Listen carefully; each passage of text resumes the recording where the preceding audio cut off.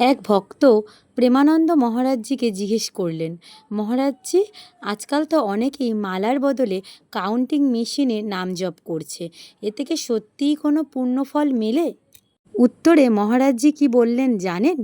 মেলে গো মেলে, খুব মেলে। শুধু পুণ্যফল মেলে না, ভগবত প্রাপ্তিও ঘটে। শোনো, মালা হোক কিংবা কাউন্টিং মেশিন, এগুলো আমাদের ভগবত প্রাপ্তি ঘটায় না। আমাদের পূর্ণ প্রাপ্তি ঘটায় শুধু ভগবানের নাম।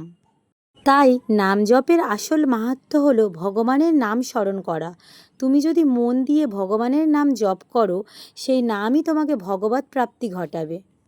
মালা বা কাউন্টিং মেশিন শুধু সহায়ক মাত্র, আসল শক্তিটা আছে ভগবানের নামে।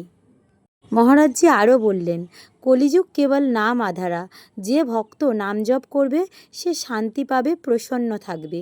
নাম জপ করলে হৃদয়ও শুদ্ধ হয়, অন্যায় কাজ থেকেও দূরে থাকবে। তাই আমি সবাইকে বলি, খুব করে নাম জপ করো। নামেই আছে ভগবত প্রাপ্তি, নামেই আছে মুক্তি। রাধে রাধে।